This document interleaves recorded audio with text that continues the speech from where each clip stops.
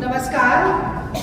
आज मध्य प्रदेश की पावन धरा पर भोपाल में एक बहुत ही महत्वपूर्ण विषय पर प्रेस वार्ता करने के लिए मेरा आगमन हुआ है और देश की आधी आबादी से संबंधित, उनके अधिकारों से संबंधित इस महत्वपूर्ण प्रेस वार्ता के लिए पधारे सभी पत्रकार बंधुओं का, मीडिया के साथियों का आज की प्रेस वार्ता में मैं स्वागत करती हूँ, अभिनंदन करती हूँ, इस्तकबाल करती हूँ। और जैसा कि मेरी थोड़ी आदत भी है और यहाँ पर कहना मैं समझती हूँ जरूरी भी है, मैं अपनी बात इन पंक्तियों के साथ शुरू करना चाहती हूँ कि कोमल है कमजोर नहीं, कोमल है कमजोर नहीं, वो शक्ति का नाम ही नारी है और जग को जीवन देने वाली मौत भी जिससे हारी है। तो देखिए, जब हम नारी शक्ति की बात करते हैं, जब देश की आधी आबादी की बात करते हैं, जब हम महिलाओं की बात करते हैं, जब भारत माँ की बेटियों की बात करते हैं, तो हम उस शक्ति की बात करते हैं जो मौत को हरा देने की, दुनिया को जीवन देने की ताकत रखती है।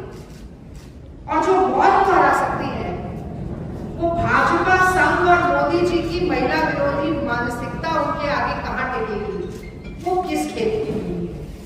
तो सबसे पहली बात आज की इस महत्वपूर्ण प्रेस वार्ता में मैं ये कहना चाहती हूं कि देश की महिलाएं 33% आरक्षण लेके रहे। मोदी जी और उनकी सरकार चाहे राह में कितने भी रोड़े अटका दे, चाहे कितनी इफ बट किंतु परंतु अगर मगर की शर्तें लगा दे, ये जिद है कांग्रेस पार्टी की, ये जिद है खड़गे जी की, जिद है राहुल गांधी की, प्रियंका गांधी की जिद है कि इस देश की महिलाओं को 33% आरक्षण हम दिलवा के रहेंगे। हम चाहते हैं कि इन्हीं 543 लोकसभा की सीटों पर आरक्षण मिले और उसमें भी हमारी दलित समाज से आती हुई बहन, हमारे आदिवासी समाज से आती हुई बहन, हमारे पिछड़े वर्ग से आती हुई बहनें अपने अधिकार से वंचित न रह जाएं। और ये हमारी जिद जो है, इसे पूरा करके कांग्रेस पार्टी दिखाएगी, चाहे राह में कितनी भी अड़चनें क्यों ना आए।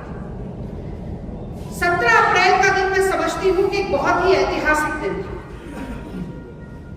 और वो ऐतिहासिक इसलिए था कि मोदी सरकार के विभाजनकारी परिसीमन के मंसूबे को विपक्ष की एकता ने धराशायी कर दिया। ऐसा धोबी मचा दिया कि सरकार को समझ में आ गया कि लोकतंत्र को बुलडोज नहीं किया जा सकता है। ये सरकारी बुलडोजर लोकतंत्र के मंदिर पर नहीं चल सकता। और मैं ये कहते हुए स्पष्ट कर देना चाहती हूं कि लोकसभा में महिला आरक्षण का बिल नहीं गिरा। वो मधु लिमये कहते थे कि आरएसएस का फुल फॉर्म ही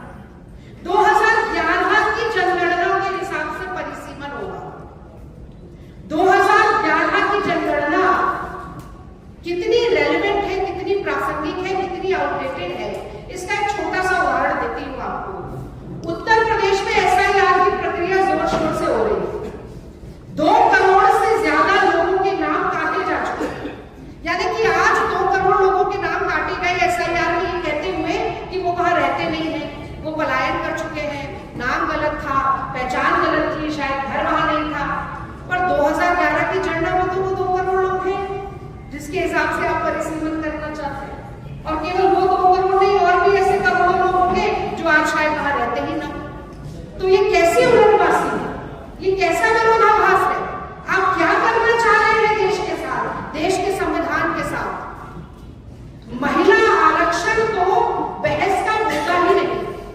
लेकिन हाँ, अगर आप चुनावी भाषण में जाकर कहेंगे, बतौलेबाजी में, बयानबाजी में जाकर कहेंगे कि 50% सीटों की वृद्धि हो रही है, पर जो विधेयक लेकर आएंगे उसमें एक शब्द भी नहीं लिखा होगा 50% वृद्धि के बारे में, तो विपक्ष आपसे सवाल पूछेगा। अगर आप ऐसा परिसीमन लेकर आएंगे जिसमें दक्षिण के राज्यों की हिस्सेदारी घटेगी, उनकी हिस्सा चोरी होगी, जिसमें हमारी ओबीसी के बहनों की हिस्सा चोरी होगी, तो विपक्ष आपको कटघरे में खड़ा करेगा, सवाल पूछेगा।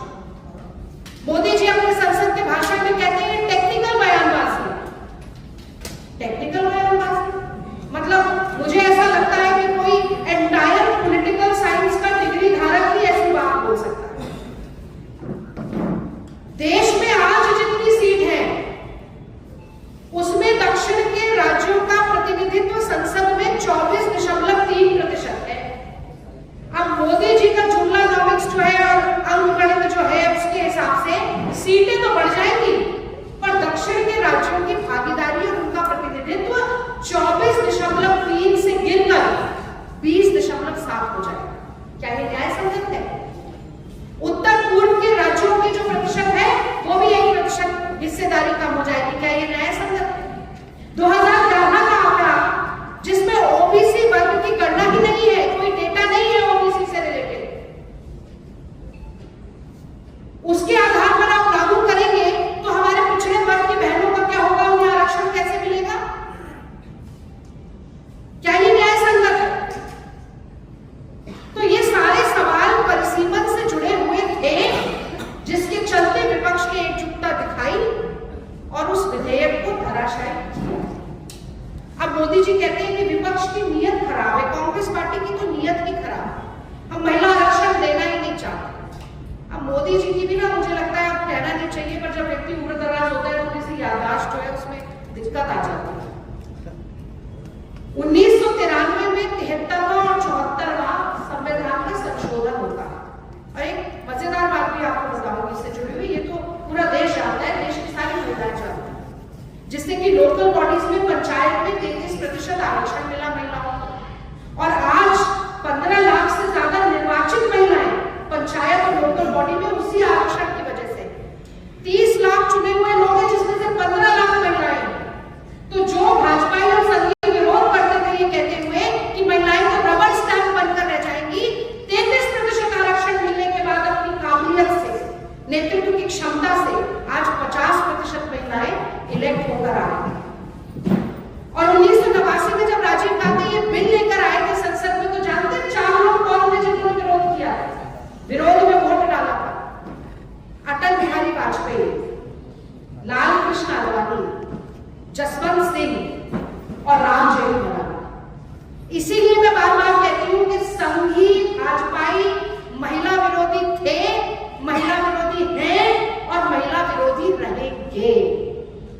2010 की बात आती है, हमारे पास राज्यसभा में संख्याबल था, सोनिया गांधी जी और मनमोहन सिंह जी की यूपीए सरकार थी, हम विधेयक लेके आए, राज्यसभा में पास करवाया।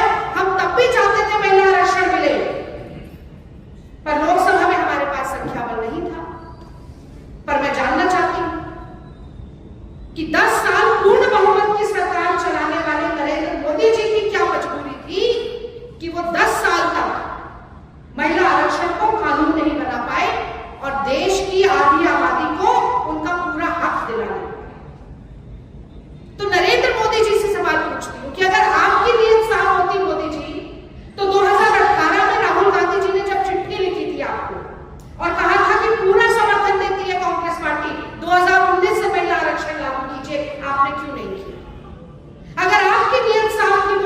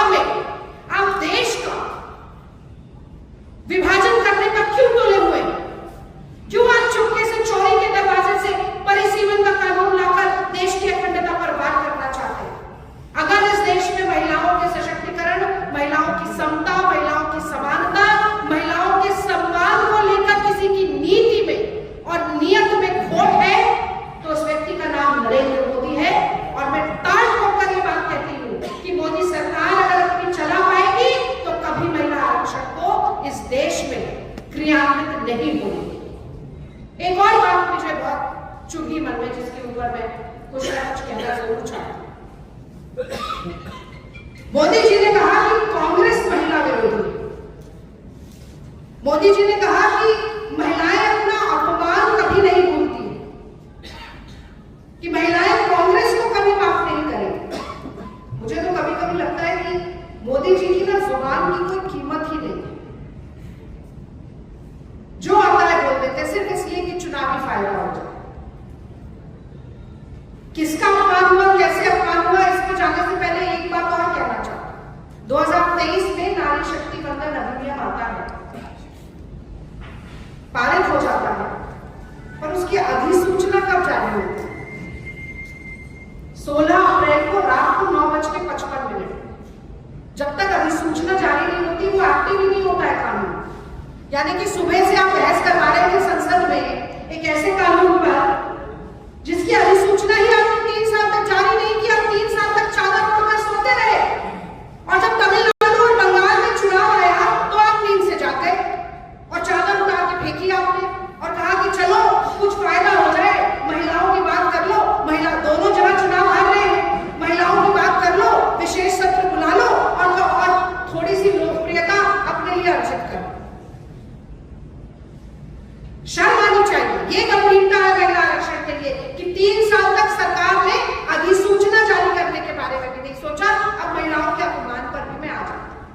देखिए, बिल्कुल मुझे लगता है ठीक कहा मोदी जी ने कि महिलाएं अपना अपमान नहीं भूलती। इसलिए महिलाएं कभी नहीं भूल सकती कि जब मणिपुर में भारत की 2 बेटियों का शरीर नोचा जा रहा था, जब हाथरस में एक बच्ची की बलात्कार और मृत्यु के बाद पुलिस द्वारा आधी रात को पेट्रोल छिड़ककर उसे जलाया जा रहा था, जब लखीमपुर खीरी में एक निर्वाचित महिला नेता को निर्वस्त्र करना और चीर-हरण करने का काम चल रहा था, जब इस देश की पहलवान बेटियों को मोदी जी के घर से 2 किलोमीटर की दूरी पर बाल खींचकर पुलिस द्वारा घसीटा जा रहा था,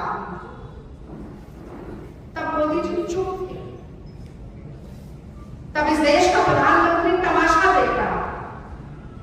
जब उन्नाव में भारतीय जनता पार्टी का विधायक सामूहिक बलात्कार करने के बाद, पीड़िता के परिवार की हत्या करने के बाद उसे प्रताड़ित कर रहा था, तो मोदी सरकार और भारतीय जनता पार्टी उसे बचाने में लगी। जब बिल्किस बानो के साथ अन्याय करने वाले जेल से निकल रहे थे तो उनको माला पहनाने का, लड्डू खिलाने का, स्वागत करने का काम भारतीय जनता पार्टी के नेता कर रहे थे और मोदी जी के मुंह पर ताला लगा था। मोदी जी तमाशबीन बन के बैठे थे। ये महिलाएं कभी नहीं भूलेंगी, नहीं भूलेंगी महिलाएं की अंकिता भंडारी के लिए न्याय मांगने के लिए पूरा उत्तराखंड सड़क पर उतर आया, लेकिन उत्तराखंड की भारतीय जनता पार्टी की सरकार और नरेंद्र मोदी की देश की सरकार को साफ सुन गया। पर फिर मुझे लगता है कि मैं किससे अपेक्षा करूं? ये वही प्रधानमंत्री है ना, वही नरेंद्र मोदी है जो कांग्रेस की तत्कालीन अध्यक्ष को, यूपीए की चेयरपर्सन को, इस देश के शहीद प्रधानमंत्री की धर्मपत्नी को कांग्रेस की विधवा कहते हैं। ये वही प्रधानमंत्री है जो एक सांसद की अर्धांगिनी को 50 करोड़ की गर्लफ्रेंड कहते हैं। ये वही प्रधानमंत्री है जो एक महिला सांसद की तुलना संसद में खड़े होकर सूर्पनखा से करते हैं। ये वही प्रधानमंत्री है जो एक महिला मुख्यमंत्री का मजाक दीदी और दीदी करके उड़ाते हैं। और ये वही प्रधानमंत्री है जिनकी कैबिनेट में एप्स्टीन का परम मित्र हरदीप पुरी आज भी है, उसे निकाला नहीं गया। तो ऐसे प्रधानमंत्री से क्या अपेक्षा होगी? ऐसे प्रधानमंत्री से महिला सम्मान की क्या बात करें?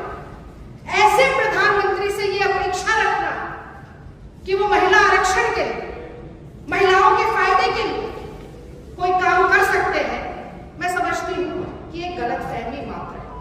कुछ आंकड़े और आपके सामने रखना चाहती हूं जिससे तस्वीर बिल्कुल साफ हो जाएगी कि मोदी जी के खाने और दिखाने के दांतों में कितना फर्क है। 240 सांसदों में भारतीय जनता पार्टी की 31 महिलाएं, यानी कि 12.9%। संसद की औसत 13.6% है, यानी कि उससे औसत से भी कम। 1654 विधायकों में से 164 महिलाएं, यानी 10% से भी कम। 72 केंद्र सरकार की मंत्रियों में से केवल 7 महिलाएं। सोच लीजिए, 72 में से 7 महिलाएं। 54 सांसद और विधायक ऐसे हैं जिनके ऊपर हत्या और बलात्कार के मामले दर्ज हैं। और फिर मोदी जी आकर कहते हैं कि महिलाएं माफ नहीं करेगी, महिलाओं का अपमान जो करता है उसे माफ नहीं करते। इसीलिए मुझे कभी कभी ये लगता है कि ये बोलना मोदी जी से बहुत जरूरी है कि जब खुद का घर शीशे का हो तो दूसरे पर पत्थर नहीं फेंका करते मोदी जी। दूसरों पर जब तबसरा कीजिए, पहले आईना रख लिया कीजिए, पहले देखिए, अपने गिरेबान में झांकिए, देखिए कि आपने महिलाओं के लिए क्या किया है, महिलाओं के लिए क्या कहा है और महिलाओं को कितना अपमानित किया है। बहुत लंबा नहीं बोलूंगी, अंतिम बात में एक जरूर कहना चाहती हूँ, क्योंकि राष्ट्र के नाम संदेश एक बहुत बड़ी चीज होती है, कोई छोटी मोटी बात नहीं, बहुत गंभीर बात इसमें की जाती है। और ये कहा जाता है कि मुखिया मुख सो चाहिए, खान पान सोए, पाले पोसे सकल अंग, तुलसी सहित विवेक। यानी मुखिया जो है वो मुंह के समान होना चाहिए। जब हम मुंह से कुछ भी खाते हैं तो मुंह भेदभाव नहीं करता, सारे अंगों का एक समान पालन पोषण होता है जो हम खाते हैं, जो ग्रहण करते हैं उससे। तो मोदी जी ने जब परसों राष्ट्र के नाम संदेश दिया तो अपेक्षा क्या थी, देश की जनता की अपेक्षा क्या थी? कि एक अभिभावक की तरह बोलते, एक मुखिया की तरह बोलते, ये बताते हैं देश की जनता को कि महिला आरक्षण को लागू करने के लिए मोदी सरकार का प्लान ऑफ एक्शन क्या है, विजन क्या है, कैसे धरातल पे से उतारा जाएगा, ये बताना चाहिए था। कि किस तरह से विपक्ष के साथ संवाद और समन्वय स्थापित किया जाएगा। कहना चाहिए था कि मुझसे गलती हुई, विशेष सत्र बुला के चुनाव खत्म होने के बाद सबसे पहले एक सर्वदलीय बैठक बुलानी चाहिए थी। ये कहना चाहिए था कि मैं देश के सारे मुख्यमंत्रियों की राय लूंगा, सारे जनप्रतिनिधियों से बात करूंगा, क्योंकि मैं मन से चाहता हूं, मन वचन और कर्म से चाहता हूं कि महिला आरक्षण हो। लेकिन मोदी जी ने सिर्फ और सिर्फ कांग्रेस के खिलाफ रुदन और विलाप किया। इससे ज्यादा शर्मनाक क्या होगा कि आप जिसे राष्ट्र के नाम संदेश कहते हैं, अपने 29 मिनट के भाषण में 58 बार आप हाय कांग्रेस, हाय कांग्रेस, हाय कांग्रेस करते हुए नजर आए। मतलब एक बड़ी की लाचारी देखिए, कमजोरी देखिए, मजबूरी देखिए कि केवल कांग्रेस पार्टी का नाम लेने के अलावा वो पूरे 30 मिनट के भाषण में और कुछ कर भी नहीं पाए। कितना चिंताजनक है, निराशाजनक तो है ही। और मैं तो कांग्रेस परिवार का हिस्सा होने के कारण कह सकती हूँ कि ये कांग्रेस से और राहुल गांधी से जो ये डर है ना मोदी जी के मन में, जो भयाक्रांत है, जो खौफजदा है, वो भय मुझे बहुत अच्छा लगता है। पर एक देश की नागरिक होने के नजरिए से अगर देखूं तो मुझे बहुत दुख होता है कि ये देश के प्रधानमंत्री हैं, इतने कमजोर, इतने कायर, इतने लाचार, और हर चीज को अपने राजनीतिक फायदे